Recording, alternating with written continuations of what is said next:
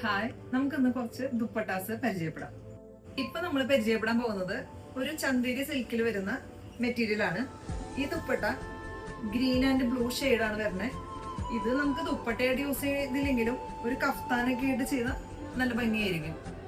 ഇതിന്റെ തന്നെ മറ്റൊരു കളറും കൂടി ഉണ്ട്.